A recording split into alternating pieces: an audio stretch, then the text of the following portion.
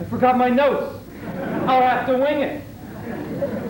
Actually, a lot of you are probably wondering why I'm speaking instead of performing in the traditional sense, traditional showbiz sense, as we call it. I should probably give you a little background about why I decided to do this and strange ways in which my mind works, drawing me to involve myself in things like this. I guess I had just had a birthday or something like that. I was sitting around thinking, here I am, halfway through life. And I'm still having a lot of trouble making money, you know, it's like, if I like played it smart, you know, and like became some kind of investment banker or something like that, I'd have it more or less made, but it's such a hassle, you know, getting a show together, to go out on the road, it takes like a lot of money, and then actually being on the road is a drag. Most of you probably think it's very glamorous, and it depends on how glamorous you think it is to catch like 4 different kinds of flu in 3 months. And I was also being a little opportunistic, because at the time it occurred to me that there was a big strike in Hollywood, you know, that was affecting all TV shows, and I was thinking, God, what are all these college kids going to do on these lonely nights here, you know? Like,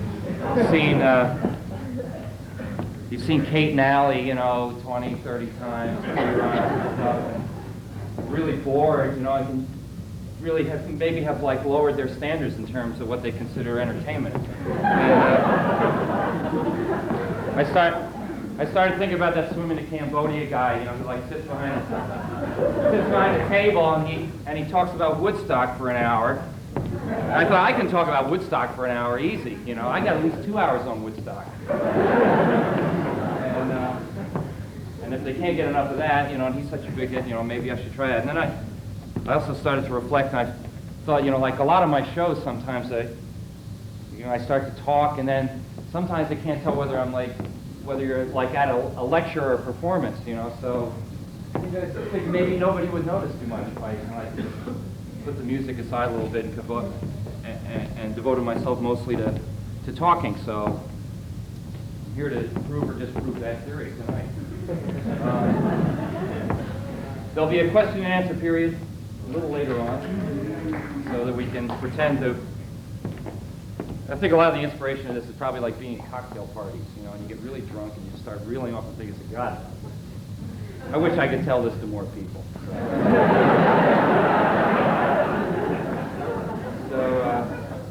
So we're going to have a little cocktail party chat after I lay down some basic premises here. A lot of you probably have questions about music, and I would like to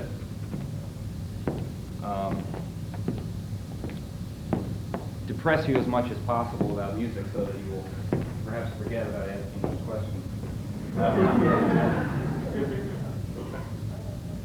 I don't have a glowing opinion of music or the music business nowadays. I can't say music per se. I always have enjoyed music. I always will make music, and in some ways it's something I have no choice about. It's the means by which I ultimately express myself. But in terms of what music is, in terms of what people think of music, in terms of what I thought it was when I first got involved in it and what it is now, it's an entirely different thing. I thought I might give you a little sort of historical perspective, at least from my myopic historical perspective. And it has a lot to do with you guys, you know, what you will settle for in terms of music. I mean, you may think it's great, you know, you may think the music scene is wonderful, you may think that it's really great that what we came to at this point is that REM can release the same song with sort of like, just like minor changes to it.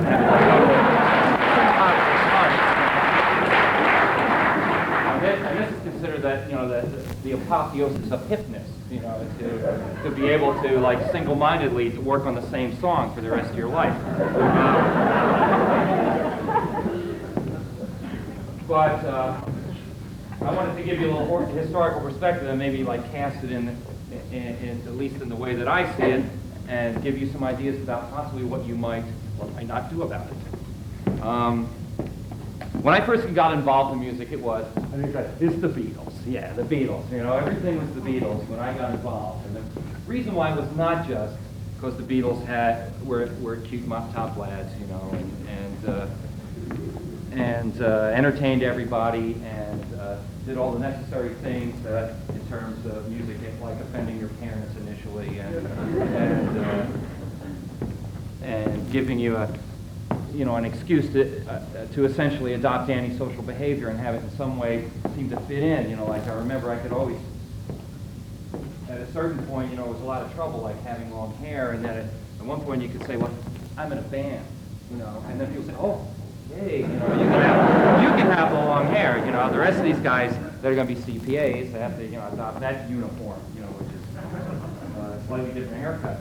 But we used to like look forward religiously to new releases by the Beatles and things like that. It wasn't just the you know, all of like the fame part of it, you know, the fame aspect of it. It was actually, we built a sort of a like little personal religion around what happens in music. We didn't look at it as being like a legitimate sort of a business decision to get involved in music in the way that it is now.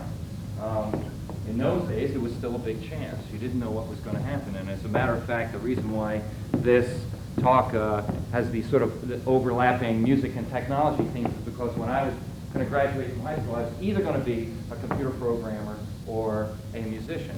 And I just got lucky and didn't have to go back to school to be a computer programmer. Because being a computer programmer in those days consisted of taking a stack of punch cards and moving them from one machine to another. You know, it was not quite like it is nowadays. Anyway, things progressed. I got lucky. I got involved in the music business and managed to make a living at it, managed to get sort of notorious for it. And I was involved in this big band thing called the Jazz, you know, and it was an attempt to really crack, you know, to get that the big thing. What is the thing? The big thing, whatever that thing is. The entire, if you were a dung beetle, it would be the biggest ball of shit in the world.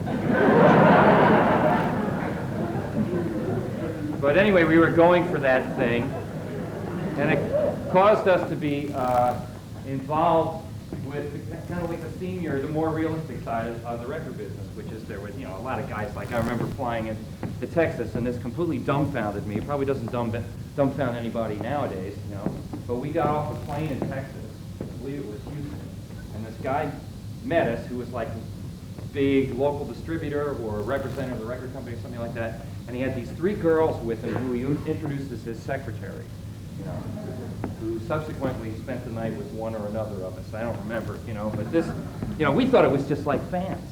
Yeah, but, you know, we thought they really liked us.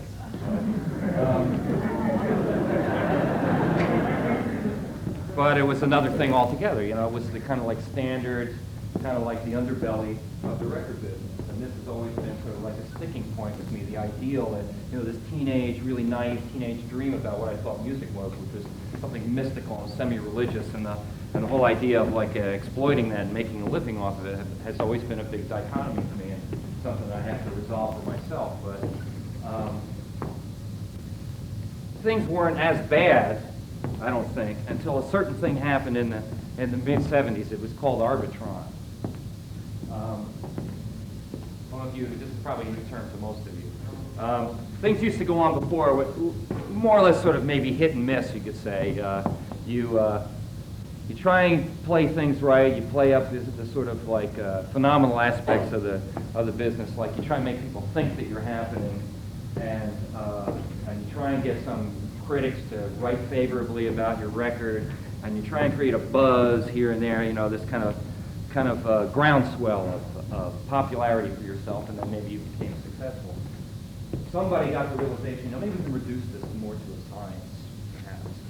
So they got this thing, this guy named Lee Abrams and somebody else whose name I can't remember, decided to do this thing called the Arbitron rate, which was the equivalent of, I don't know if you've heard about this, but people sometimes rate TV shows and movies. They get people in a room and they give them little dials to turn while they watch it, and you know, tape them up to electrodes, you know, and watch their eyes twitch, you know, and they hear it.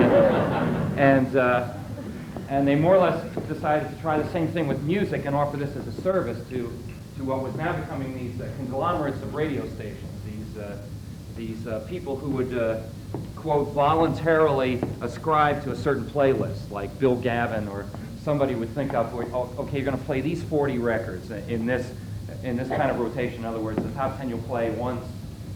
You'll play them once every 2 hours, you know, and the next 10 you'll play once every 4 hours, et cetera, and they would play a maximum number of records. In other words, the radio that I had been used to, where the DJ would just get on there, you know, and he would have these imports he bought from England. He would play them on the radio because he thought they were hip. And right now there might be 1 or 2 stations in the area, or college station or 2 that do that. But this was the way a significant part of radio was. It was supposed to be hip, you know, to discover new things and to introduce new things to your audience. So this all turned around. They had this conglomerated radio situation where the maybe 100 stations across the country would claim to be Gavin reporters. This would give the DJs and program directors a chance to shoot their mouths off in these things called tip sheets, you know, where they all sort of like talk to each other, very in-cliquish thing where radio people would talk to radio people about, and sort of like in the third person analyze the audience and what they wanted and things like that. And then this Arbitron thing about reducing it to an actual science, you know, of like, it gives almost some kind of like backdoor credence to this whole thing about Judas Priest, you know, telling you to go out and kill yourself, you know, it's like so they can somehow determine, you know, what was the perfect hit record by autonomic responses in the audience. So it suddenly had nothing to do with music anymore. And I remember at one point I actually met Lee Abrams because he was a fan, right, you know, and he wanted to make me a hit, you know, to prove what he could do for me in the way that I had supposedly had given him something through music. So I remember, I think it was in Atlanta, I went down to have a meeting with him. And at that time there was this young guy who had gone to work for Bearsville Records. I was on Bearsville Records. He was kind of like a friend of mine, and he was also sort of a record company rep. But we had some extracurricular activities, let us say. And he met me in my hotel, and he brought down this ball of opium, about this big. And in those days, we kind of like, you know, this wasn't something that I knew much about or was, you know, like really in the habit of doing. I had done it once or twice, you know. But we consider ourselves kind of like explorers of the mind, you know. Like you take these new situations, you know, and you mix up the combinations and see what'll happen, you know. So anyway, we split this ball of opium for the guy, Lee Abrams, and I think before we left the hotel, we went down to the news shop and bought one of every chocolate thing they had. Consumed them on the drive out. You know, Atlanta is like this big sort of like spread out thing, so it was quite a drive. I can't remember who drove us out there, but it was this big drive out to this guy's house. And I'm presuming that the meeting was so that he could like inform me about what I needed to do to like tickle all his test audience or something like that, to become a hit or something like that. But I swear to God, I don't remember anything that happened. And this could have been like the turning point in my career. I don't know. The only thing I remember is this guy was with me who brought the opium down, like barfing in a trash bin. A combination of opium and every chocolate concoction ever invented, you know. And it was pretty miserable for him. Me, I was just, you know, I just complete blank. I just remember what happened before and after. In any case, suffice it to say that we sort of went our separate ways, me and Lee, you know. And what happened after that, you know, was a progressive entrenchment of this system. But it gets worse. That's not the worst part of it. What was formerly like sort of this voluntary adherence to the results of this test became a new system of payola, because they discovered this other little tool. Record companies discovered this other tool, which is called the independent promotion man. And what he did essentially was what record companies used to do directly. They used to go to like some DJ, some successful or influential DJ, and offer him a lot of money and perks and things like that to play the record and to hype it up as a hit. And then, of course, the audience would, whether they liked it or not, say, "Oh, it's a hit." You know, we have to buy this record as part of our wallpaper. You know, so they developed this whole thing of independent promotion. You know, which only now has just come under sort of review by the powers that be. And what they would do is they would give this third party a lot of money and say, like, this is an important week for us. If you can make this record, if you can get this record on the playlist of these these primaries, what they call primaries. They, big giant radio station with a big range and popularity is called a primary, and then they got secondaries and tertiaries, and they go for bunches of these. You get enough tertiaries, you might get a couple of secondaries, and from secondaries you get primaries, and it's really like running for office, to get a hit record nowadays. But they would say, like, it's a very important week for us. You get us 2 primaries, and we'll give you $10,000 for each of them. Of course, what does the independent promotion guy do? But he goes out and buys the program director from one of the primaries a half an ounce of cocaine and bundles it up with the record and says, it'd be real nice if this record, would just like happen to find its way into the top 10 this week, And some of you may be wondering, like, this record sucks, why am I hearing this so much on the radio?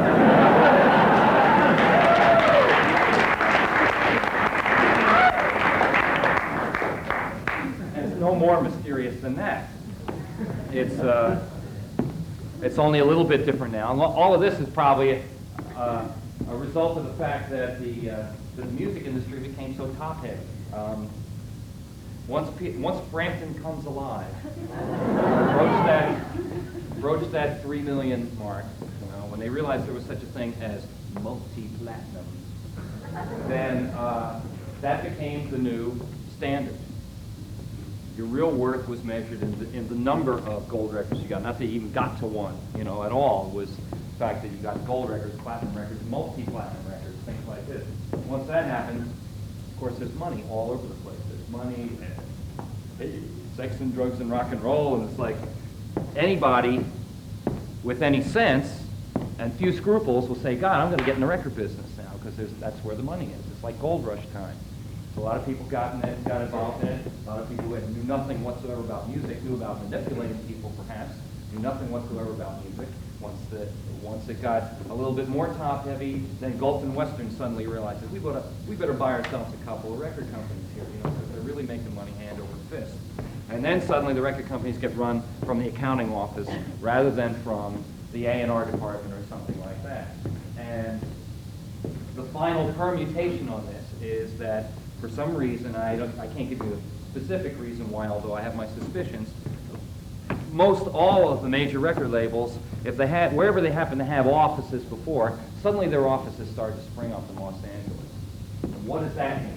What that means is that whether you are aware of it or not, this was possibly the last bastion of American culture that had not been completely co-opted by the Hollywood establishment.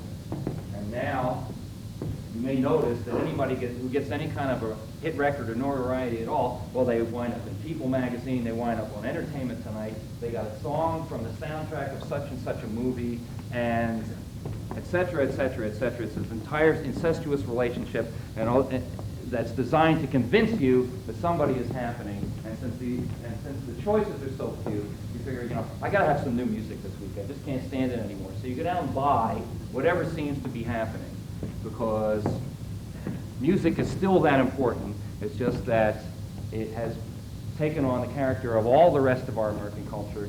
It has Hollywood viewpoint. Everything is slicked up, everything is calculated, everything is predetermined. When you hand in a record nowadays, they don't say, I don't hear the single on it. They say, I don't hear the third single on it. We can, they've got this thing, like mapped out for your next 2 years, and the business is all mapped out, which is why they can spend $1 million on an album. These things are no longer expressions of communication or music. These things are the same as sending a space shuttle up, to launch a new satellite. Nobody goes into the studio and just plays anymore. Nobody goes in with the intention that they have something particular to communicate. They are generations, essentially, of manipulation artists, and you are the manipulation. And I don't know anything specific that you can do about it except to be aware of it. I think that generally I do not place the blame at the foot of the audience. I place the blame at the foot of artists, principally because they want money as much as anybody. The few artists who are still there, I have to say that most of the people involved in music are not involved because of music. That music becomes an aspect of your showbiz personality in the same way that Lady Kazan has to sing, has to dance, has to emote, this kind of thing. Anybody who thought that Madonna was a pop musician was sorely mistaken, because that was only an aspect of her persona designed, essentially people make this money off of their persona. That's fine with me as long as you recognize that that's what it is. When it becomes the de rigueur of music, when people think this is a criterion for music, that's when my dander comes up. So anyway, that's why I'm not going to talk about music.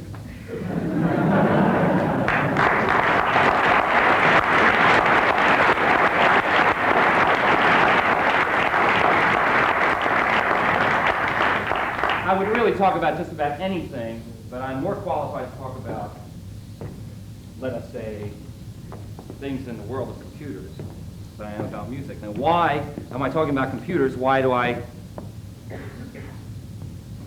seem to have, I won't say it's more interest in computers, but at least equal interest in potential computers as I have in potential of music, wasted as it is.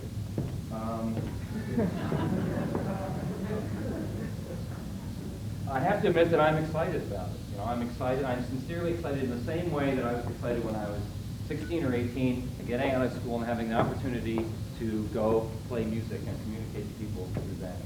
The reason why I'm not excited about music, I've already outlined. The reason why I'm excited about computers is because, in a certain sense, in many ways, it represents the same things. How many people are aware of this recent brouhaha about some guy who accidentally released a worm in the nation's ARPANET system, and caused all this havoc? It's like people panicking all over the country. It completely shut down the educational computer network of the country. God, don't you wish you could do that with a song nowadays? See, nobody's going to write a song with the impact of Louie Louie anymore, so what is the equivalent of that nowadays? The guy writes a few lines of code, and within days, he's on the front page of every newspaper in the country. I'm not encouraging this lesson. I'm not saying that everyone should go out and write worms and viruses, and just like release them off into the computer systems of the world. But the potential is obviously there, that if somebody did something that wasn't necessarily just pointless and clogged things up, but that had some important impact, that the reaction wouldn't be as great and as quick as it was with something like this. Whereas with the music business, the time frame of it has gone into this, like years, and cultivation of artists. Like Clive says, I worked on Whitney Houston for 3 years before I even let anybody take a look at her. It's like, who cares? Maybe it's cultural apogee at that point,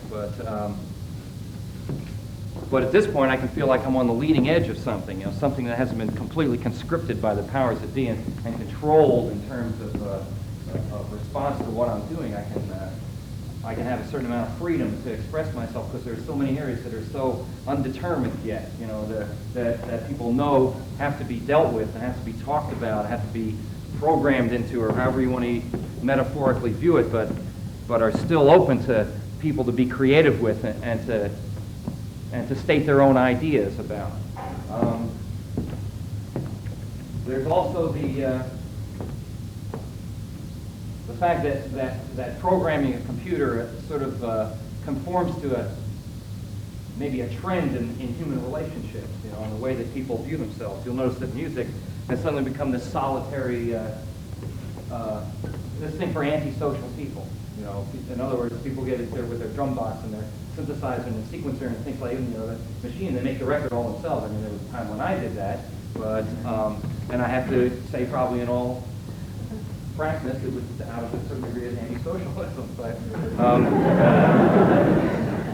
but it was never my intention, to really to settle into this or to make this all I could do or make this a reflection of my life, I started out as a player who played with other people and essentially considered recording a privilege. Like you really did most of your playing live, and then occasionally somebody would give you a couple hours of studio time, actually document what you were doing, and you expected to have it together by the time you got in there.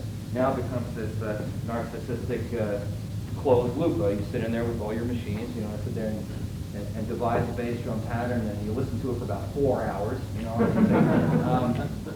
that bass drum beat is not quite right, so you go back and change one beat in the whole thing, Because I've been through albums like this, where you go in and they record one thing at a time, Used to think music was people playing together. I mean, what is music? Music is a form of communication. It's meant that I'm supposed to express something to you. What is it? How does that resolve with things like going in and doing the bass drum part all day long? You just do the bass drum part. That's it. Next day you might get to the snare drum. Hi-hat. And you discover in reality, like it took a month to assemble the entire song. People, I've heard horror stories of people tuning guitars for a whole day. All they do is like tune the guitar all day long and never get a note down on paper. So in a certain sense, music has become this solitary pursuit where it's perfectly possible and legitimate for you to do it all yourself without any feedback from any other person, and computers in a certain way conform to that, but it's not antithetical to the basic concept of what a computer is, particularly when you consider the idea of personal computing and you down in front of your machine. You have this world of things that you can deal with without anybody looking over your shoulder and telling you what you can do and what you can't do and what is proper and what is not proper. And the same way you have through this vehicle, you have an avenue to a greater degree of connectivity than is possible even in things like music, where you have to go through these mechanisms of getting your record on the radio, or like setting up a live concert, hauling all the crap in there, setting it up and going through all of these machinations to communicate something to someone. There's a degree of either or in this. There's also the fact that every one of us has, I believe, in the back of our minds, this sort of genie in the lamp fantasy. We would love to have something in our power that would do things for us and conceivably stimulate us and give us no lip whatever about it. It's kind of this fantasy that one day machines will do all the work and computers will do all the thinking. Personally, I don't feel that computers can ever take the place of human beings. It should never pretend to do that. A computer to me is just a bank, a thing that you can either communicate directly with another person or store something in it until you or another person wants to get at it again. It's merely a sophisticated storage device. And I wanted to give you a sort of feeling of where the development of the computer is nowadays and what it's going to be like, hopefully, or possibly, or dreadfully, in the future. And I do this in terms of a metaphor of my own devising, which is the metaphor of the hammer, the very first hammer, that is. I envision computers being at this point sort of like at the edge of the Bronze Age, just coming out of the Stone Age. Now, it doesn't seem right to say that somebody can do such fantastic calculations, all this stuff is a Stone Age device, but it's a relative thing. Imagine the first hammer when cavemen had no tools at all. What do they do when they didn't have a hammer? They picked up a rock with their hands and they hit whatever it is that they were going to hit with it. And somebody got the brilliant idea of fitting the rock to the human hand. Human hands having these opposable digits, unique thing to the human construction. And they figured, let's invent a handle. Let's invent a thing called a handle, which was a stick, I guess, and then they stuck the rock on the end of the stick. The first thing was, they got no crazy glue, they got no Ace Hardware store, gonna get some twine or something like this. How the hell did they get the rock on the end of the stick? This is this big, giant initial hassle, They gotta get the rock on the end of the stick. It's what they pay, essentially, to gain the new leverage that gives them. So they finally, it must have fallen off all the time. Must have been a big hassle. Finally, they get the rock on the end of the stick. What is the second problem that they do? I got a hammer, and I'm going to use it. When the only tool you have is a hammer, every problem looks like a nail. So they go around.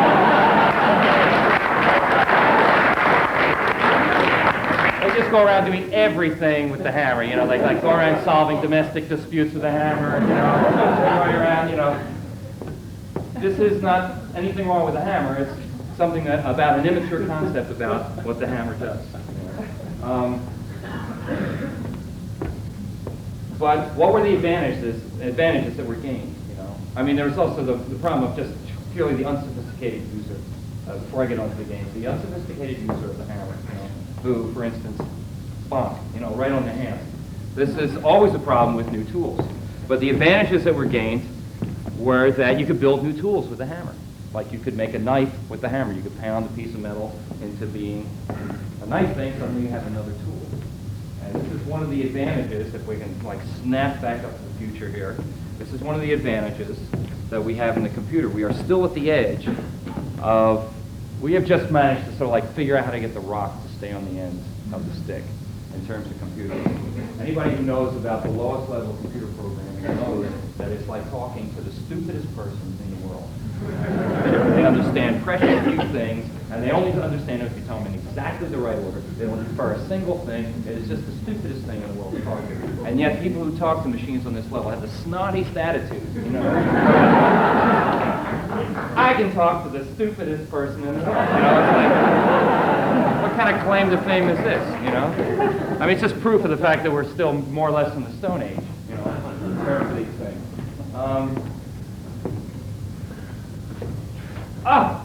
Software. It's not in here. It's not in there? Okay. You can look, but I don't think it's in there. I had a very important demonstration, and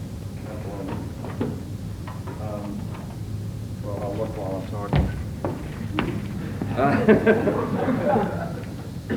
Isn't this glamorous? There are a number of other things about computer programming. That's not it. Oh, I'm in big trouble. That are similar to being involved in the music business. People who program computers seriously are extremely unusual personality type. You probably are aware of the term nerd now, dweebs, gearheads, various other terms in the parlance. These people are the real space cadets. You know, in the same way they felt like Keith Richards was a space cadet. Keith Richards may still be a space cadet. But most of the people who are involved in the music business at this point are serious businessmen, serious business people. You know. They take their advice from their advisors quite seriously and determine their course according to market trends and commitments from investors and things like this. You know, it becomes the very, get your ducks in a row, you know, get your video on MTV at the proper time and make sure it goes into the right rotation, and of course pay off your independent promotion man. And people who program computers are the real mystical figures at this point. They are much more mystical. These people do things, some of them that are just completely dumbfounding to me in my, novice knowledge of what it's like to work with the computer. You know, they think in other languages that are not immediately accessible or apparent to me. You know, in the same way that I was fascinated that Eric Clapton could just stand there like this, play guitar without ever looking at his hands. It's another world in a certain way. So if you want to be involved in it for the glamour of it, there's plenty of that in a certain sense. It's very cliquish. It's very it's hard to win the respect of these gearheads, But it's the same thing as being involved in the music business, at least when I came up. You had your heroes, people that you thought did amazing things with the medium. Very few people do amazing things with the medium of music nowadays, considering the pressures to conform to standards, as it were. One of the great things about computers is they extend our concept of reality. There are some people who have this, who use this term called extension of reality or alternative reality. But my attitude about reality is that enough people just kind of like accept it as being, valid in the same way that you look at a television, and even though it's just like a collection of wires and a glass bulb, showing you pictures, you accept what's going on there as being a part of your reality. A certain kind of special kind of reality. You can just like turn the knob and have on and turn it and have off, you know, and it adds or augments the reality that you're already in. But this is not an alternative reality. This is an extension of your reality into other areas. In the same way that if you take a psychedelic drug, you know, reality becomes totally subjective at that point.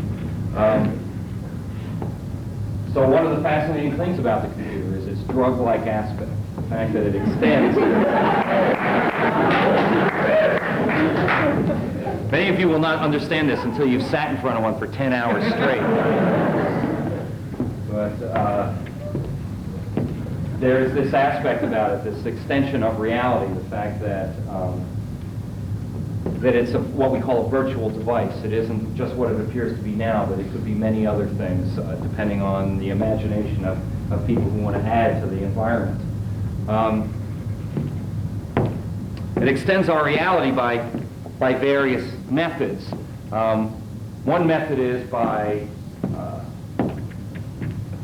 in the way that the hammer can reveal the form within the stone. In other words, we make a sculpture out of a large piece of marble, and you chip things away with the hammer, and eventually you reveal something that you weren't previously aware of because of the special qualities that the hammer has brought to the process. In other words, you can sit there and look at the block of stone and imagine, you know, Venus in it, or you can get out there with the hammer and actually realize Venus with it. And this is what the computer allows us to do. It also allows us to extend our reality by making us aware of things that we aren't even aware of. In other words, you can synthesize the atmosphere of Uranus. And you can take that any way you care to. But this can take all of the necessary data and give you simulated output on something that we can't even participate in because we're just not physically able to do so. It can extend our reality by revelation alone, by revealing things that we didn't previously suspect were true, or things that we suspected were true but couldn't confirm. In other words, nobody's going to sit down and figure out pi to the millionth point. You know, we will speculate that we know that this is what it is. You know, the computer can, because of its tirelessness, can sit there and give us more affirmation that that is actually true, that this number of these figures actually do add up to the proper thing. It can confirm things that we don't want to actually go ahead and confirm for ourselves because it's much too tedious. So I look at computers as a device ultimately to extend reality, to make reality more interesting, more exciting, more the way perhaps that we want it to be. Give us an ability to create an alternative reality that we have control over, or that at least the U.S. government hasn't figured out a way to regulate totally yet. So that's another drug aspect about it. If you start having too much fun with this,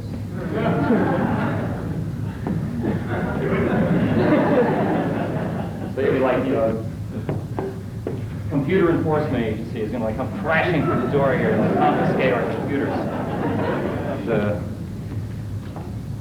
I wanted to show you a couple of things that represent this extension of reality. Unfortunately, I did a really stupid thing and depended on the computer for telling me the truth. And thought I had a piece of software on there which I don't have, which shows this little device here. So I'm going to, since the guy loaned it to me, I'm going to hype it anyway. Oh, here. This is called a data glove.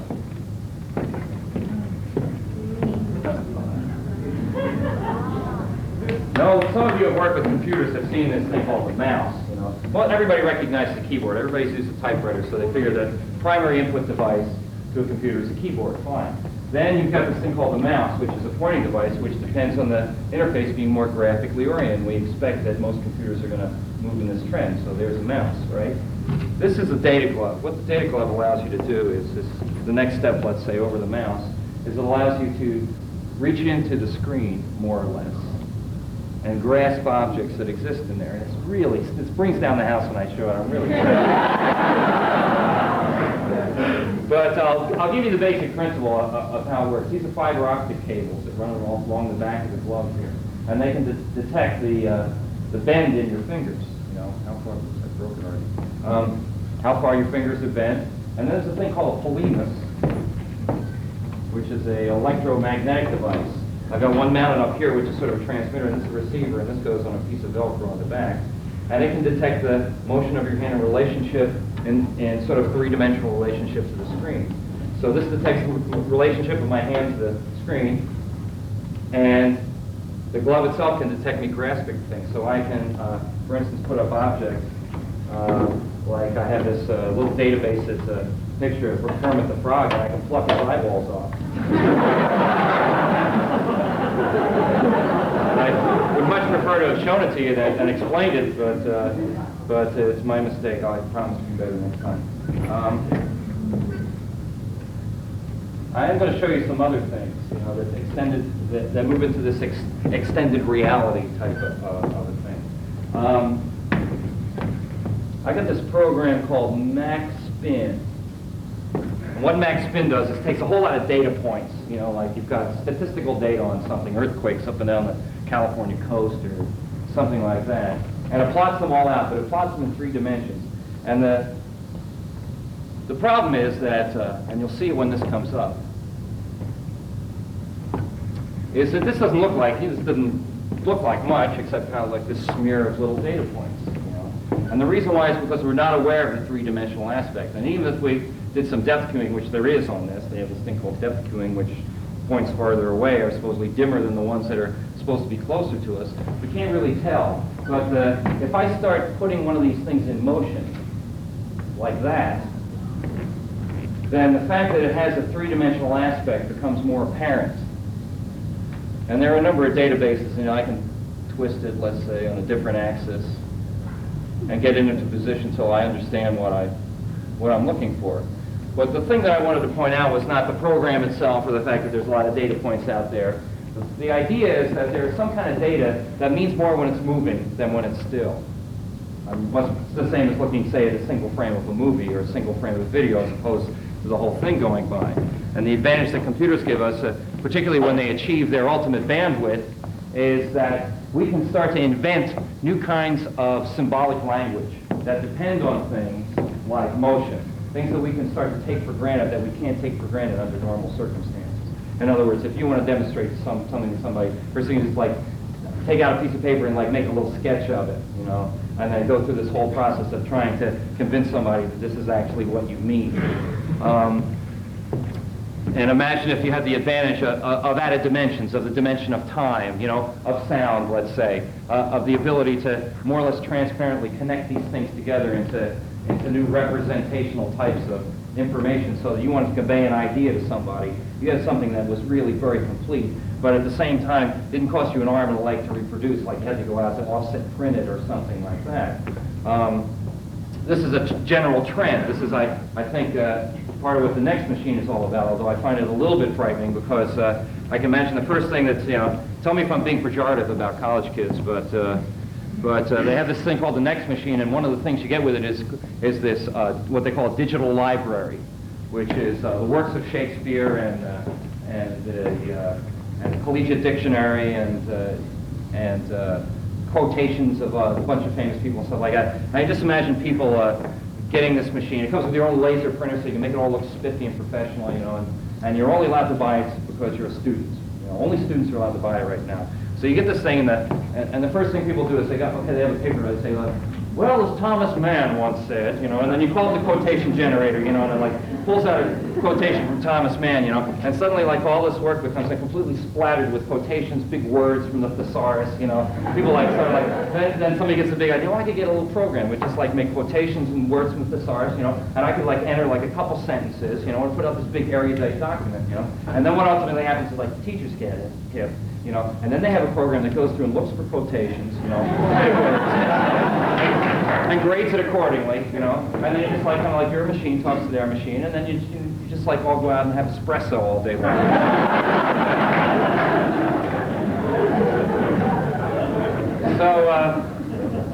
So yeah, there's still some chinks in the computer thing, yeah. But the other thing I wanted to show you was the fact that we have a very primitive knowledge of what is what is possible with a computer, but we can start to speculate about things that we might do. And people always ask me about music software, of course. You know, what kind of music software do I use? You know, what would I use if I, you know, if I had some serious thing to do with music? And I have to be quite honest with them. Every one that I've used has been a disappointment. You know, that sucks. You know,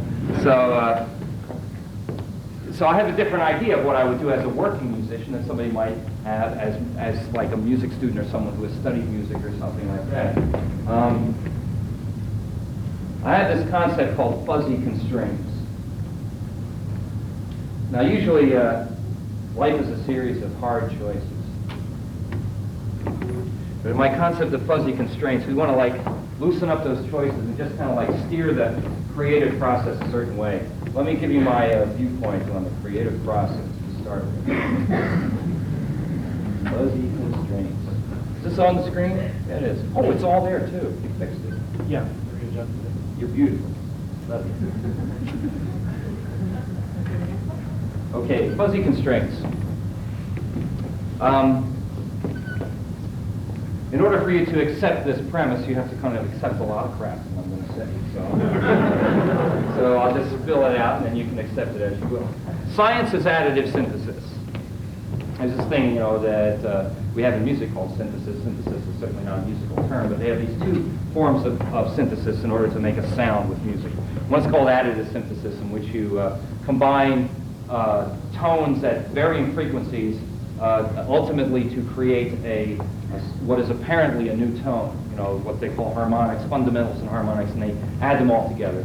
The other way is to take something like white noise or a real complex waveform and selectively filter out the things that you don't want and leave the things you want. The ending result should be theoretically the same, you know, but these are two methods of approaching the same ends. Science, at least as we perceive it, if you accept that there is such a thing as science,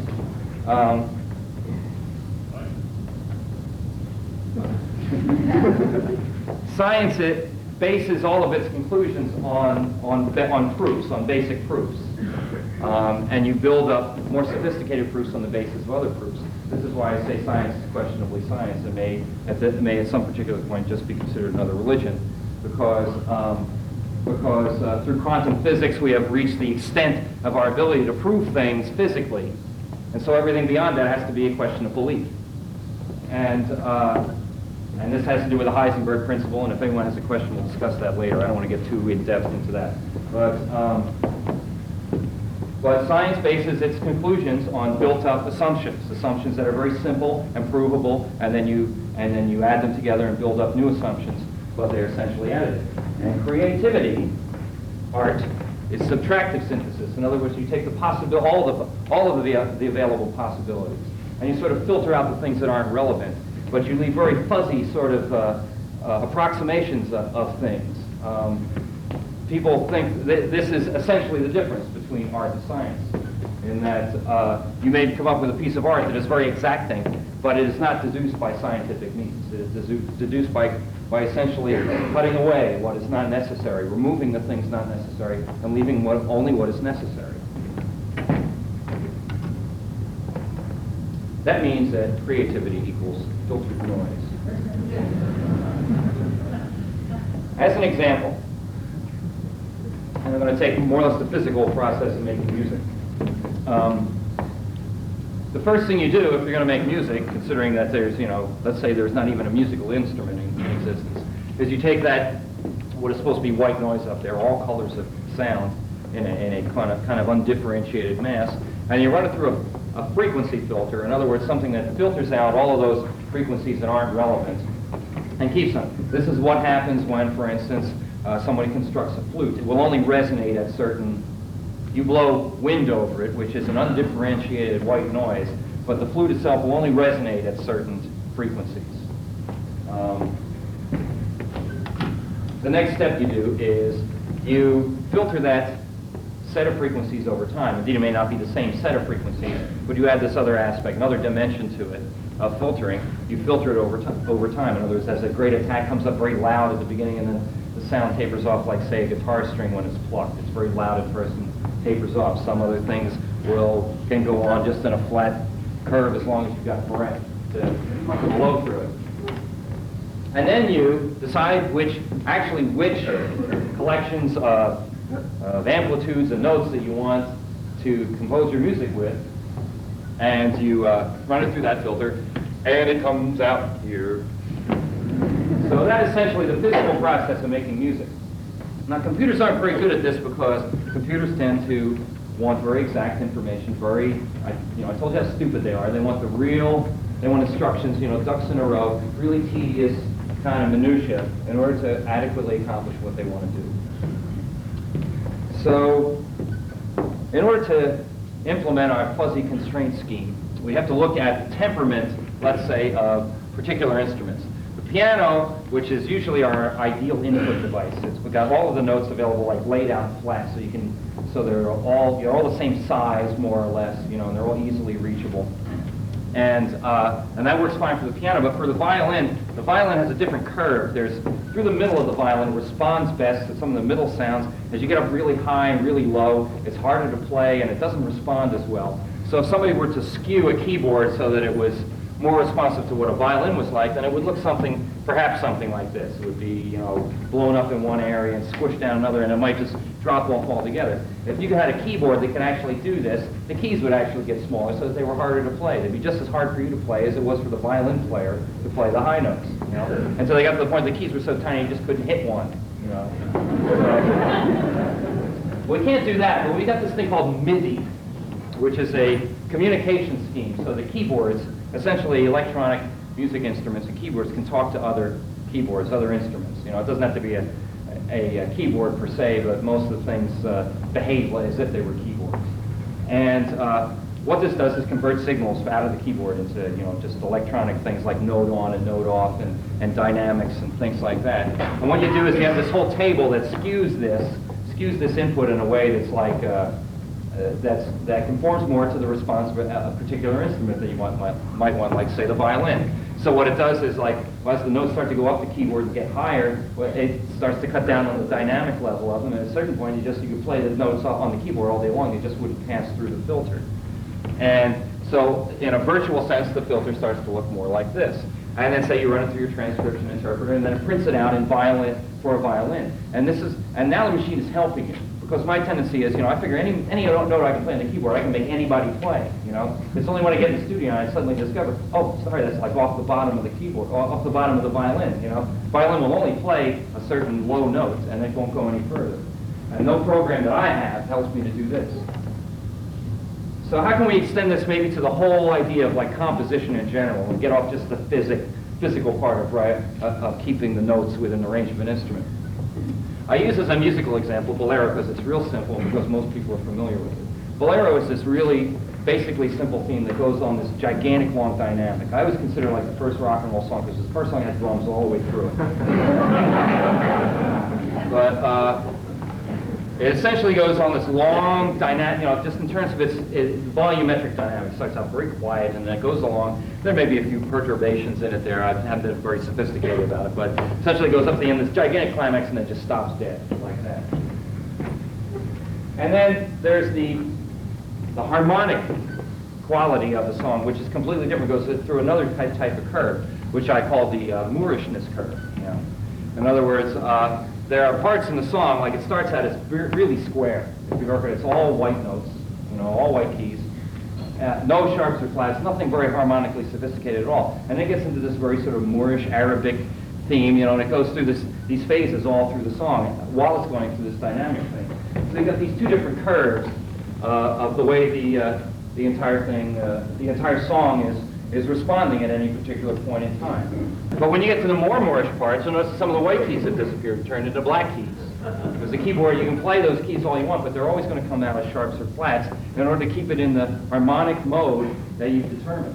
So what you would do is you're composing a song, you just draw out these things. Okay, here's my dynamic, blam, and here's my harmonic, this, between two certain extremes. And automatically you could pick any place in the song and say, okay, I'm going to write a bar here, and you would be constrained to write it this way. It can only be this loud, and it can only contain these notes. Taking this one step further, you can combine all of these factors together.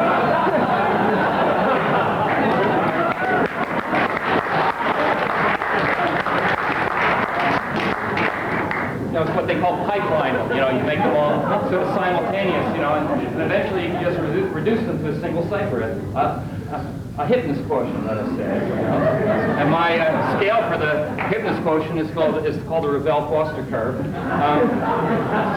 Because Maurice Ravel being one of my favorite composers, so I put him like up at the top of the scale, and then Stephen Foster, who I can't, I do think is somebody more square. I put him down there at the bottom, and then we've got people scattered out, along the curve, so that you could more or less write, let's say, not necessarily the style, but in a contemporary manner, let's say, to these various people. We've got Leonard Bernstein up near the top, and Cole Porter, and Peter Gabriel, and Ray Charles, so like up there in the curve. A lot of people are closer to the center because they haven't stood the test of time, of course. And then we've got down there Jim Steinman, who I swear to God is Stephen Foster incarnate. Barry Manilow and Lionel Richie. Barry Manilow is just slightly more hip because he's got an excuse. He's white.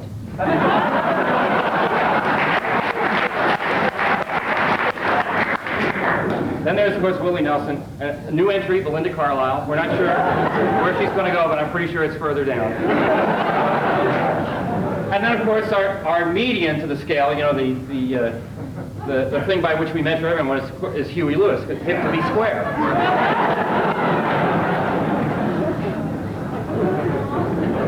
This can be extended to other areas. Like, for instance, if you're doing a painting, something that represented a painting program, and you want to do something in the style of Van Gogh's Starry Night, there aren't a whole lot of colors in that. Most of the colors are all sort of like blues and blacks and grays and things like that. So you make a palette where it was very easy, to get to the blues and blacks, but really hard, to get to some of these pinks. So just like there's not enough area for them. So this encourages you. Doesn't necessarily constrain you outright, but encourages you to work in a certain way. So there are ways of thinking about what a computer can do that might be a little bit less spreadsheet-like, and a little more, a little more conducive to the creative process, which is my primary concern. So, gee, how long have I been talking here? Nearly an hour. We should open up the floor to questions pretty soon. I just wanted to sum up. See, I haven't even talked about politics yet. I just wanted to sum up and say that if there's anything I wanted to excite you about, it is not this bogus music business crap. It is the idea that there is a new area that has yet to be totally perverted. And that any of you who want to take advantage of it should do so now, and that any of you who want to pervert it, would you please hold off as long as possible so we can still have some fun. And now, I will open the floor to questions. We have a question. The first one about music, but are you so certain that music is dead? You seem really pessimistic about it. Or are you going to? Well, let's take a sort of an extemporaneous. Can we bring up the lights in the house? Can we take an extemporaneous kind of like poll here? How many people, if they can remember the difference, how many people really think that music on the radio is great nowadays? And I do. Like, oh, there's one. Oh, you have a question. He actually thinks it's great, I mean, my personal feeling is that a lot of us there are a lot of mystical things about music, most of which have to do with the fact that people can't do without it in some sense. They need some form of it. Some people, I suppose, don't like music at all, but it's very hard to sit through a movie with no music unless it's really great. So a lot of people feel that they need music in a certain way, that they need to have that it is an escape. All I'm talking about is the quality of the escape, whether it's really a vacation in Hawaii or a trip to Pasadena. Well, might it come back around? Might it? It's going through a phase. My personal feeling is that if it does come back around, and of course all things are cyclic, I don't think it'll come back around soon. The problem is that now the industry looks for the next big thing. They're out there looking for the next Tracy Chapman right now, and when she appears, they're going to call her the next Tracy Chapman. The music industry, as soon as something seems to have any popularity at all, just pounces on it and sucks the blood out of it immediately. and that's just the way it is. It seems like you're talking about the pop mainstream WBCN from Boston, radio. What do you feel about the underground, the independent labels? How do you? I know that there is such a thing. I can't say that I believe that makes the quality any better. I can't say that I believe being independent makes the quality any better. It certainly leaves a lot more room for posers, and people who really ultimately don't care about music because they look at it as a lifestyle, And in a certain sense, it is a lifestyle. How many people are actually making lifetime commitment to music? How many people that do that are making a lifetime commitment to music? I mean, I think I'm not saying that it is all bad. I'm not, in the same way that I'm not saying that every piece of music is bad. But what I'm saying is that there was definitely this trend, to say, okay, new wave music, that's what's happening. New wave music came, underground radio, that's what's happening. If it's happening, they're only waiting for somebody to get just popular enough to happen. And if people don't get just popular enough, what do? They disappear. They find another line of work. The problem is it's a great kind of no man's land. But the problem is that the situation has evolved to the point that it is very hard to exist outside of one of those overlapping things. One is being a poser. The other is being conscripted by the record industry to serve as one of their foot soldiers. It's very hard to exist in between that. I don't know many artists who will come from nowhere and exist in that place for very long. It's happened that some people maybe from a long time ago can exist in that place for some, like Van Morrison, can exist in that place only because he's got so much history behind him. Nowadays, it's very hard for somebody to gain that kind of legitimacy because either you get successful or you say, I can't live like this, and then you go get some other kind of job. Yes? A while back when the controversy over DAT being introduced with the country's gun, I saw some guy posting on Usenet. He claimed that the real reason the record companies were not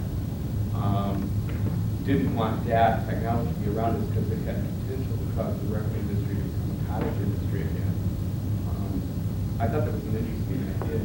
I think it's, ultimately, if you want to know what I see as the solution, it is not the so-called underground per se, because people in the underground are still looking for the same kind of nationwide, worldwide success that people in the overground are looking for. They're just looking for it from a different subculture. What I think is the only salvation culturally for the United States is a certain degree of regionality or locality in terms of not accepting the fact that every kind of culture that most of the people in this country accept comes out of Hollywood. We see television, movies, records, magazines, all comes out of Hollywood.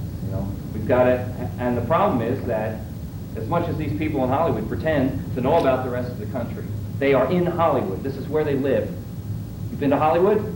It's like you want these people representing the culture of your entire country. This is the reason why the Japanese have no respect for us. It's because we allow our entire culture of consciousness to be run out of this one stupid town.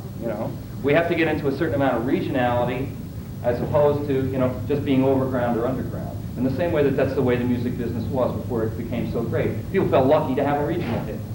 People felt lucky to have people in the Northwest, or the Midwest, think that they were happy.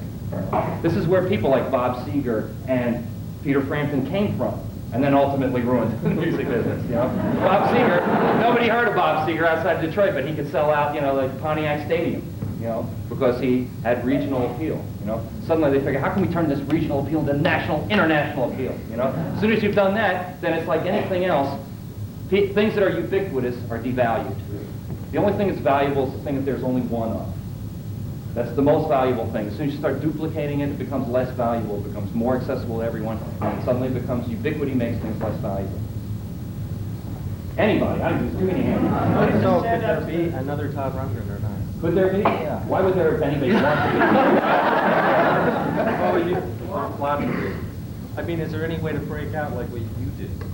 Of doing what I did? Yeah. Well, there is a possibility for somebody to put out their own records. What I'm saying is and I'm sure there are people who are. I'm sure there are other. God knows why, But there are other people. There are other people who have the same attitude that I do. But I think most people who are in the business do not. Most people who are in the business do not have a commitment to music, and mostly because they don't feel basically about it. They don't have the necessity.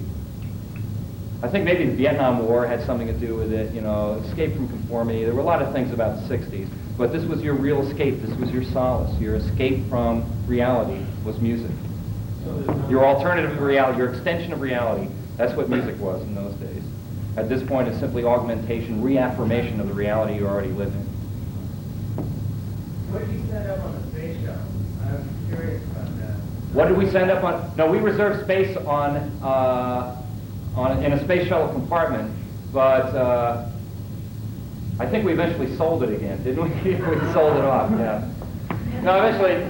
They took some of your tapes. Did it? Oh, well, they took tapes up on the last space shuttle, but that was just a play, you know. No, yeah, we did that. Actually, what we had done that was more significant was we had reserved a transponder on a communication satellite. Because when I used to have the video studio, we were thinking, oh, maybe we'll have our own TV network, you know. So we were gonna. This was before MTV, you know, but. So we reserved transponder space, and they started losing satellites after that. So we got bumped way far down. We may even still be on the list, as far as I know. You know? But I do recall we did put some money down when I had money to burn. Put some money down on a space shuttle compartment. They sent us a whole little thing about what you could put in the compartment. You know, how big it could be and what it could do, how much extra it would cost you if they had to launch it into space. Things like that. We were thinking of selling burial plots in space, I think. On the TV 101 episode last night, there was a shot where one of the characters was asked who her hero was, and she said it was Fawn Hall because she did what she had to do and she looked great doing it. And I wanted to know, when you were sitting and scoring that episode, did that make your skin crawl? That particular thing? Yeah. Let me see now. I would have to say that there, you know, that is certainly not the creepiest thing I've ever written music on. I sort of felt lucky to not say that the reason why I write music for TV shows is for one reason, and I get paid for it. You know, I'm not attempting to advance the state of the art in TV music. You know, in order for me to do what I want to in music, I have to do things sometimes that I don't want to. But how did you feel about that? How did I feel about that particular line? Well, you know, I thought it was, the reason why it makes my skin crawl is because some writer thought it up, you know. You know, because I know that these are like, you know, guys sitting around, you know, smoking cigarettes. I said, what would a 16-year-old hippie girl say? Sometimes they get it, you know, sometimes they don't, you know, it's like, I don't go to Hollywood if I can help it, even though I write music for these things, you know. I have no compunction about allowing somebody from Hollywood to pay me, you know. It's fine with me. When will Love Against It open? It's scheduled now to be in what they call workshop in August. In case anybody doesn't know, Up Against It is this musical that I've written that was more or less contracted by the New York Shakespeare Festival, Joe Papp. And it was a screenplay, originally a screenplay written to be the Beatles' third movie. And then Brian Epstein died, George died, and just, you know, the whole thing died. So this thing was floating around, and George became hot, and then this New York Shakespeare Festival got this thing. About 3 years ago, I got involved in it, almost 3 years ago, started writing music for it. And things move slowly at the Shakespeare Festival, let me say, because they are supposed to be a nonprofit organization. So they don't have the same, you know, burning priorities, like, say, that somebody else would. The biggest problem for me is that it was an album and a half's worth of material that I could have put on an album, you know, which is now just kind of waiting to be made public. But we hope to do something with it, possibly even before the musical, have a ideal soundtrack album made with certain specific people singing parts. How about over here? Yeah, as far as constraints of the music business, being that you are now dealing with technical experts more than creative people, don't you find the same problem with computers? And that I'm sure that will be the case at a certain point. The thing about music is that it has become ubiquitous to the point that you can depend on making a certain amount of money off of it. And when I first got involved in music, you couldn't depend really on making that much money off of it. You know, that if you did it for a year, you were lucky. If you did it for 2 years, you know, maybe people considered you talented enough to even like stick a tape recorder in front of you. But at this point, people can devise an entire musical mystique and act it out, have the video and have the record, and never have played in front of people in their entire lives. Almost the same as a rock concert. But, you know, the thing about Stephen Jobs is that you have to admit is that his story is much more interesting, well, let's say Steve Winwood's story nowadays, you know. Steve Winwood, poor guy, had to go get a beer commercial, you know. It's like, he's actually taking big chances, big-time chances, and doing things that will either be really important or spectacularly disastrous, you know. And this is the thing that's exciting about it, you know, is the fact that you can do things that are immensely effective in the way that you expect music to be, but that it so often is not. Now, You've used the Fairlight and you've used the Apple in your composing. What does it come down to? What's more important, the technology or the music itself? my priorities in terms of music are start with the song. I have to like the song to start with. I have to like it when I write it or if somebody else writes it. Then it needs a performance that has some degree of vitality to it. And the very last thing I care about is the so-called sound values, the sound production values. Because I don't believe that most people pay that much attention to them. And I believe that most people are suckered into liking records via the production values when they really don't like the song anyway. They like the sound of it more than they like the song. This conforms to the wallpaper concept. In other words, you do it, these conflicting views about, how lyrics affect teenagers, where they commit suicide because they hear Judas Priest sing, do it, do it, do it. What do they know what do it means? Do it, go make a peanut butter jelly sandwich. They just assume do it means kill yourself, but in terms of the actual production part of it, I think that the conflicting views are that people don't even listen to the words any longer. That they don't even know what people are singing. They listen to sound, the beat. I like the beat. You can dance to it. This kind of stuff. Me, I have a different attitude. Maybe I make different music differently because I have a different attitude about music. When I sit down to listen to a record, I sit down and this is all I do. I listen to the record and I don't vacuum the floor and I don't do anything else. I concentrate on the record as if the person who made the record actually intended me to. And this is the way I make records as well. People don't listen to the words, but once the voice cuts out, they lose interest completely. You hear DJs on mainstream radio stations talking over all the instrumental sections at the beginning and the end. Well, you're right. It's like it gets back to that kind of skin thing. I think that the sound of the human voice, is something that they feel is a necessary element in there. That the words are not important, but the sound of the voice is an important element. In terms of like you won't go out and buy red flocked wallpaper. You only buy wallpaper that has little posies on it, or something like that. It's got to have a certain quality to it, or you won't even consider it product to start with. But too much of it is just considered simply product, I believe. And I will be perfectly happy for every single one of you to prove me wrong. It is the audience's fault then in that sense because they're not really listening to what's happening. Whereas before you had essentially said it was the artist's fault, the audience center. What my question would be is, don't you think that in the state of our globe now, it would be most important for the artist with integrity to be out there saying things about what they feel about our environment, where we're heading. And if it's not the audience's fault, and it is indeed the artist's fault, then perhaps the artist with integrity should come around and say what they think needs to be said. Well, I think that one of the reasons why I don't believe that it's gonna like soon attain that mystical quality that we all so relish in our art forms is because a lot of this stuff has just been said and said and said. There's a certain level of saturation in anything, where you just can't take any more of it.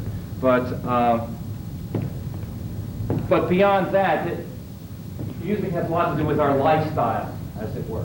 It has to do with the way we live. It'll be a big argument whether music actually does change the way you are, or whether music is a product of the way we already are. And in that sense, to say that music should suddenly be about environmental concerns, the big problem there is the Tracy Chapman example. People in record companies are saying, like social consciousness is in. You know, it's the in thing. So we're only going to sign people who talk about socially conscious songs. They're not going to be discriminating about whether there's any value to them or not. You know, they're only going to take people, you know, for the most cursory, you know, evaluation of their consciousness. And I'm not denying that we didn't accept a lot of direct, you know, in the 60s as being legitimate music. The point is that the context was completely different. This was supposed to be ours as opposed to theirs. You know, this was, you know, and if we were being manipulated, we didn't know it, you know, at the time, you know. The point is that nobody can feign ignorance about the fact that anybody that you like just coincidentally happens to be on the cover of every magazine, you know, and seems to like have this publicity blitz behind them, you know, almost before you've had a chance to hear the music. Yes, you were referring to Frampton and also the Arbitron earlier. I was wondering, which seems to be in the mid-70s, is that a point that you consider to be a turning point in music? Well, I think that was the point I was trying to make. Yeah, was that previous to this particular point, things did not, in my opinion, take an ominous downward curve. You know, things were maybe a little erratic. You know, like I always questioned certain. Well, yeah, because at the time you were writing stuff like The Death of Rock and Roll, and also devoting entire album sides to weirdness. Yeah. Which not too many people were doing at that time. Yeah, I understand that. This was, you know, this had to be considered more or less a conscious reaction to that. You know? I take a certain amount of vanity in the fact that I don't want to wake up some morning and think, oh my God, so and so talked me into this. You know, I can believe that I can accept the fact that I talked myself into something. You know, but that I went out and sort of accepted somebody's representation of the way things were supposed to be, and I just accepted. In other words, I'm just spouting out my opinion here tonight. I don't expect anybody to accept it as gospel. You just got to incorporate it in your own thought process. Since there are plenty of people out there trying to convince you that the record business is still a legitimate, vital part of your life. Are there any artists that have come out in the last 10 years, or any records that you do like? I think you're getting the wrong impression. Of course, people never, you know, it goes along with political campaigns. People don't want you to say exactly what you mean. You know, people want you to say things in big, broad strokes that amount to sound bites, you know, and stuff like that. I'm not saying that there is no such thing as a legitimate artist. You know, there are artists whose careers I follow and I thought they have done the best they possibly can, given the the circumstances to do what they could. The case in point for me, for instance, is XTC, who I had a personal torrid contact with, you know, and we got to a point where the record company said, make a record that somebody likes, or you're done making records, and I took this as a personal crusade. And regardless of what the band said, I was determined that their record was going to be significant one way or another. You know, as it turned out, fortunately for me, because I would look like a real dork afterwards. You know? Fortunately for me, the record became highly acclaimed and blah blah blah blah blah blah blah. You know, all this other stuff. But the point is that I don't believe that anywhere in that process that they ever think that their obligation. You know, I know for a fact because I had to counter their arguments. You know, nowhere did they think their obligation was simply please the audience. As a matter of fact, they had a perverse, you know, like the other side of the thing. You know, their thing was to like get people to like listen, and poke them in the ear.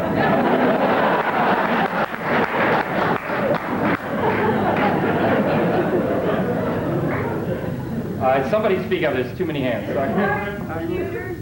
As far as computers are concerned, do you have any interest in the computers taking over the spots of musicians? Absolutely not.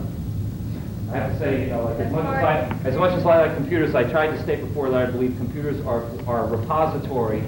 I can be an excellent repository and representational element in terms of conveying ideas to people. But music, to me, is essentially a communicative art.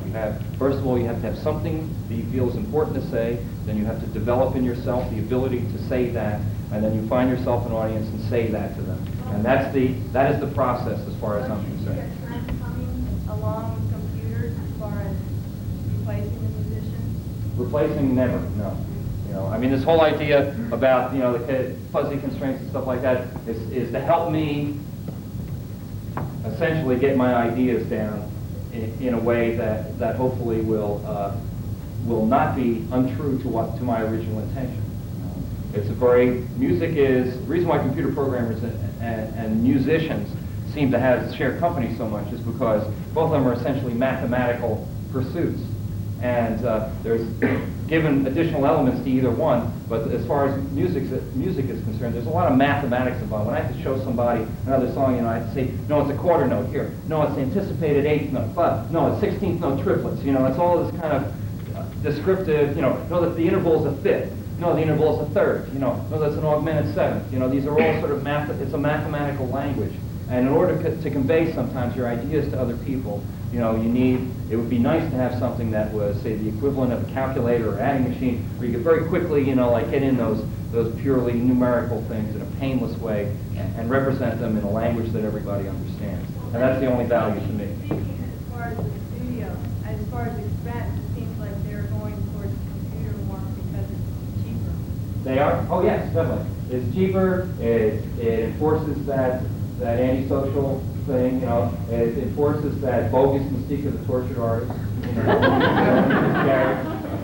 know, so the problem is that things turn around when we got into this, you know, into that.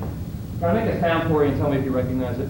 Oh! You know, this is every English singer for the last 10 years. You know, it's this whole tortured artist thing. You know, the artist alone in his garret. You know, it's just like the troubles of the world on his back. You know, and this advance hasn't come from the record company. Oh God, you know, it's like this really helps to enforce that whole thing. You know, it helps to enforce a delusionary attitude.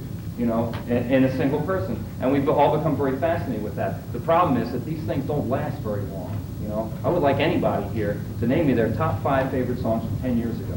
You know, it's like, well, you know. Let's work this side of the room here for a moment. How's your next album coming along? It's coming fine. If anybody doesn't believe I'm a religious fanatic, you know, about these things, and I have my dichotomy well divided at this point. The album that I'm doing currently is all live in the studio. There are no overdubs, and there are no machines of any kind.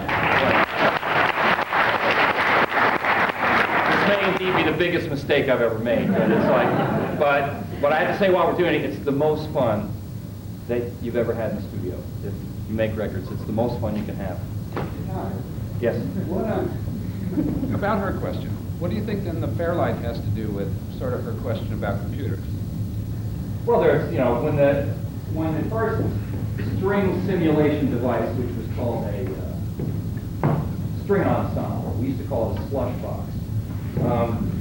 This thing could imitate, you know, a full orchestra of strings. And I went right out and bought it. Why? You know, because you want string sounds sometimes. Who's going to go out and hire 18 pieces, you know, for every song that you want string sounds on? You just can't. The problem with these machines is that you can very easily, using mathematics alone, write a song. You can very easily, you know, for instance, say, okay, I've got this bar here and this bar here. Okay, now I'll copy this bar. Now I'll paste it 8 times over here, you know, and then I'll, you know, do this. And the degree of interaction in terms of, you know, human response is 0. The entire thing, even in terms of what you're doing. You know, you maybe got to calculate it in your head, but you don't even bother to hear it until you've copied the thing 12 times. You know, there are some instances where it's unavoidable. It's a great advantage for a composer. It's a great advantage for somebody who doesn't necessarily intend for the computer to perform the piece of music, because then you can get some feedback about what you've done, make sure the note relationships are right. But for me, the only value is to take that music, print it out, give it to a player, and have him interpret it in a way that only a human being can. Well, see, I have used, I admit, I confess, I have used computers on stage. I confess. I can give you the specific reasons why I did. First of all, it was a lot cheaper than taking other musicians around. You know, to the extent that if I had to take other musicians around, I probably wouldn't have gone out to play at all. It just would have been prohibitive. I don't have, particularly, you know, 3 years away from a recent album release, I don't have that big an audience in enough of the country to go out and do like a real tour and actually make money at it. So I try and make the tour as simple as possible. So I did do some programming. I also used some pre-recorded tapes, which I've been known to do before. So, but I also just play with the guitar, and hopefully the focus of all this is the mistakes that I make, rather than the perfection of the computer. You know, my idea is hopefully to transcend the fact that the computer is playing this part of the music and give people something unique on top of it. That is the reason why people pay so much money to be in a performance. They want to see something that there's only one of, something that will only happen this once. And unfortunately, the computer doesn't have that degree. Actually, you know, sometimes the computer like hang up in the middle of the song, you know, and stop right in the middle. And it's like people got more than their money's worth that night, you know, because the other nights it just played the song, you know. That night it just improvised, you know, which is what rarely happens. So, and I think people get, you know, hopefully can see in that light. And I don't think I have depended on the principal part of any show for that. The principal part of my show hangs on the extemporaneous and ridiculous things that I do, rather than the predictable things that the computer does. Do you think you can, like with the glove, rather than programming the computer, use it like an instrument directly? Well, that's possible, but there's all these other things. The big problem is, you know, things like MIDI guitars. You know, when they say like they take a guitar and they turn it into almost like this hybrid thing where it's not like playing guitar anymore, it's like playing a keyboard. The only function of this is to give somebody who can't play a keyboard the ability to get sounds that normally come out of a keyboard. The reason why I learned how to play guitar is because I like the sound of a guitar. I like what a guitar sounds like and the kind of vocabulary that particular instrument has. And so I've never been especially anxious to learn how to play an instrument that gave me those other things. If there was something unique to doing it with a glove that could only be reproduced with a glove, then that would be worthwhile. Of course, there's like things like the theremin, where you just like wave your arms around in front of these two bars, you know, to make those spooky sci-fi noises. You know, it'd probably be something like that, you know, perhaps a little more sophisticated. But I think that that an organic instrument will probably still beat the pants off of it for the near future. What relationship do you have with Roger Powell's computer work? Where do you guys cross over? At this point, I have no relationship at all with it. I haven't spoken around it for a while. What about your operating system? What's that? I want to hear about your operating system. Oh, well, that's another bag of worms altogether. Yeah. Okay, well, I'll get into a brief thing, you know, for those computer heads in the audience. My personal philosophy about computer software is that the way applications are written now is a bogus philosophy that will soon die, I hope. And there will be this new theory of computer software. How many people here actually use a computer, use it for any particular purpose? That's a good enough number. You know that when you, like, for instance, start up a word processor, something like that, you have this capabilities there to manipulate your document, but that's the capabilities you have. If you want more capabilities, you got to go out and buy another program to do it. My particular torch in this area is this thing called component software, which enables people who are normally considered users as opposed to programmers. I want to blur this whole line between so-called users and programmers, and have so-called users be able to build their own applications out of pieces, out of parts, and take them apart and put them back together according to the mood they're in or what their needs are, and not have to buy these giant chunks of $500, $1,000 capabilities all bundled together. The thing that bothers me most about software, computer industry, and the most dangerous thing to me at this point is the ever upward spiral in the cost of software. I think that is, particularly in terms of creativity software, my particular area of interest, this forms a sort of a class system. People can't afford a $1,000 program, therefore can't afford to operate the state of the art, and that really bothers me. So, They can copy it. What's that? They can copy it. Oh, yeah, well, there's always thievery, yes.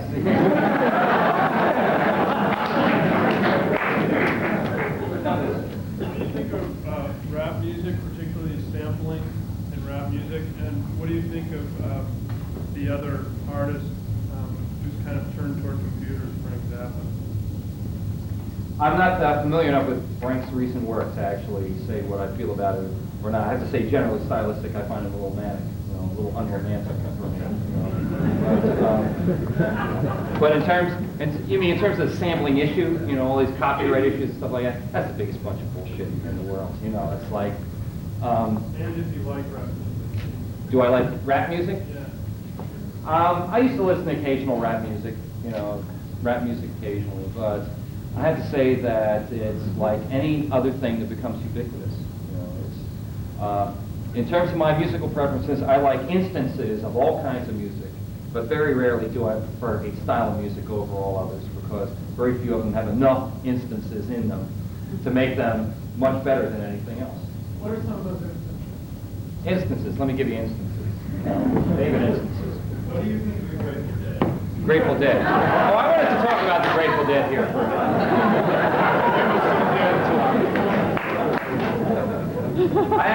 I actually have nothing but praise for the Grateful Dead, and the reason why is because they realize that what they do has nothing to do with music.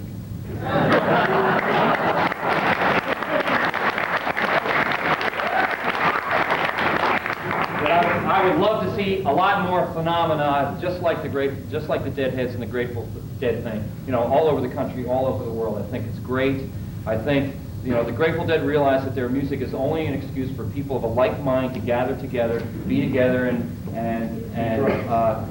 essentially exercise their right to an alternative or particularly extended reality, let's say. So I have nothing but praise for the Grateful Dead, for Deadheads, and the whole Grateful Dead concept. I wish there was more of it. Back to Instances? Oh, instances of music. Let me give you some records that you should go out and buy if you can possibly find them. Actually, a couple of them just came out on CDs. Bill Evans and Symphony Orchestra came out about 1965 or something like that, 65, 66, maybe 67. It was on Vert Records. Been re-released on CD. Laura Nero's Eli and the 13th Confession. Stevie Wonder, Signed, Sealed, Delivered.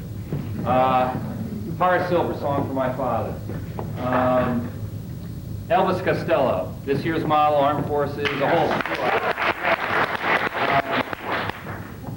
I mean, this to me represents the height of the dichotomy. Elvis Costello to me is one of the greatest songwriters who ever lived, and yet the style of music that conglomerated around him just does not attain to it. It's just not in the same category. So this, as much as anything, puts forward my argument. Yes. Did you have any formal musical training when you were growing up, or were you No. primarily self-taught? No, I took guitar lessons for about 8 weeks because that was how we got the guitar.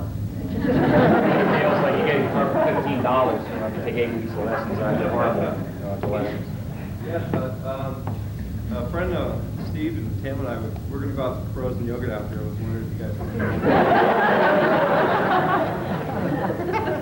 I don't know. I have very strict moral things about it.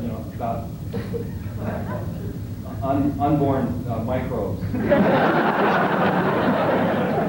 anybody have a question about politics or something? Oh, a political question here. Let's see. This is what I was thinking.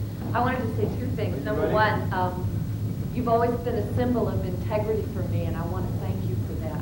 Well, thank you.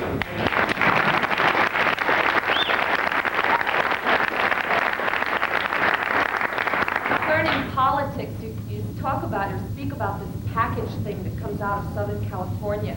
And I was wondering, is that how George Bush got elected? This package thing again? Well, I think it's part and parcel. If I can give you all like a brief sort of history lesson of the United States. Some of you, what's that? 5 minutes? Okay. Well, so I can do it in 3. In case some of you aren't up on your history, that this country was founded for 2 reasons, not one. I mean, the ideal reason, the one that everybody puts forth, particularly in times of elections and things like that. This is the land of the free, the home of the brave, equal opportunity and stuff like that. But the country was settled by 2 different factions. There was this faction, of course, the northeastern liberals, who came because they wanted sort of a certain degree of religious freedom and a degree of representation in government. No taxation without representation, all this kind of stuff. And then there were people who settled the Carolines and stuff, and all they wanted to do was just rape and pillage and get as much money as they possibly could. It was strictly colonization. This was the 2 bases on which the country was founded, and it was, and these philosophies were represented in 2 men. Alexander Hamilton as the southern colonialist industrialist type of person, and the philosopher a liberal was Thomas Jefferson. So we have the Jeffersonian and the Hamiltonian, and there was always this dichotomy in the United States that has continued, and you could say that, you know, it continued through the Civil War when the Federalists, essentially the Hamiltonians, you know, who believed in slavery, and the Northern philosopher king, you know, these Jeffersonians, supposedly, you know, wanted to abolish slavery because it conformed to their religious convictions and things like that.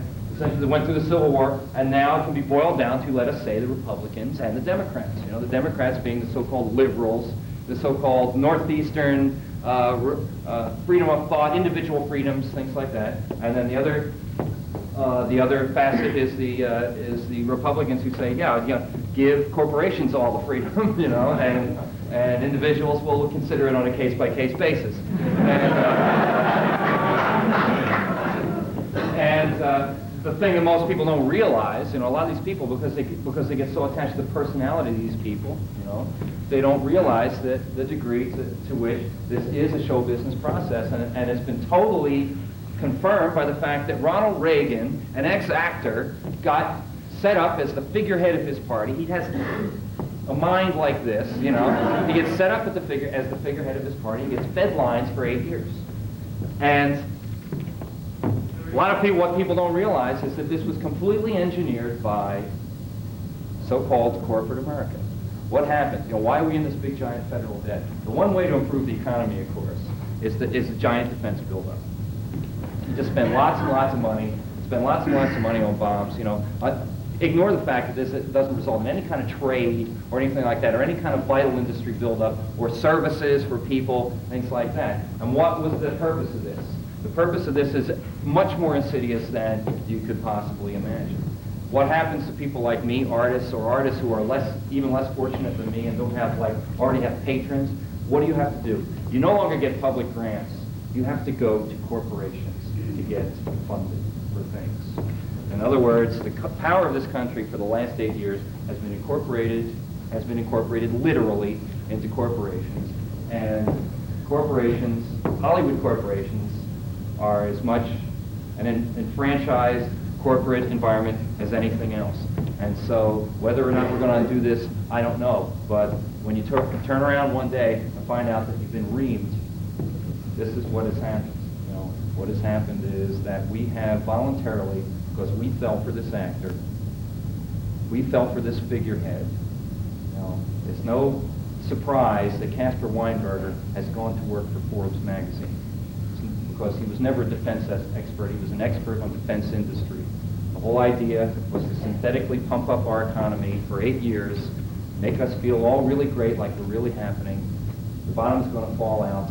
That's why, you know, computers, they're cheap now. You better get one while they last, you know. Music, maybe, you know. We've got to start building up. We have to start building a certain cultural confidence about ourselves, because that's going to be the only thing we have left at this point. Can I recommend a book for you, Todd? You may. Dilemmas of Pluralist Democracy by Robert Dahl, who's a professor who used to write back in the 50s in defense of American democracy and was considered to be a pluralist as opposed to an elite theorist, but who recently has taken a radical turn. And I must say, I've been studying politics now for like 6 or 8 years, and I've been very depressed. Recently, yeah, the problem is more you know about it, the more depressed you get. But there's a glimmer of hope in this book, really. Dilemmas Well, of pluralist I could democracy. use it, I'm sure. It's, Dilemmas of pluralist Dilemmas democracy. of pluralistic democracy. Pluralist democracy. What? Dilemmas of pluralist democracy. Pluralist. Last question, Todd. Last one, okay. Technology keeps getting cheaper all the time and more accessible to the average guy and the average musician. Now, if you extrapolate this trend out to 10 years, do you see a time where maybe the average guy in his bedroom could create the kind of music that really gives the major studios a run for their money and tends to decentralize Absolutely, power? but it's not the fact that they have the ability to create it, it's the ability to distribute it. There's this thing called, one last thing I'll leave you with, one exciting blue sky vision. There's this thing called ISDN. They're just testing it in various parts of the world now, and it's the alternative to our phone system as we now know it. Instead of the wires that they stick into your, the little pair of wires that are now in your house and your phone connects up to, everyone will be wired up to a fiber optic cable. This increases your bandwidth, like thousands of times. It enables you to get cable television down this fiber optic cable on your telephone communications, many channels of telephone communications, of fax, computer communications, all this down this one cable that's coming into your house. And so the idea of being hung up on a particular piece of hardware is something you should avoid. You should not say, well, I got to have this Mac 2 or this next computer. You know, it'd be nice to have it now, and if you find a comfortable way to get it, you know, that's a good thing to have. Now, ultimately, in the future, you're going to be buying computing power like a service, and it'll be transparent in the same way that picking up a telephone is a transparent thing to you. Turning on the television is a transparent thing. But what this will enable you to do is not only have the access to all these tools and the power to do these things, but also the ability to distribute them and make people aware of them, people who have like interests to what you have. An ability to, for instance, hear what you're doing without having to go out to a record store and buy the record. And an ability to, if you want to extend that, to purchase what you're doing after they get a free sample without having to go out to the record store. This is one of the exciting extensions of reality that computers is going to enable us to happen. In other words, don't focus it down just on one thing like music or pictures or anything. There's going to be whole new types of exchange that we'll be able to participate in the future. Tips for a songwriter. Don't quit your day job.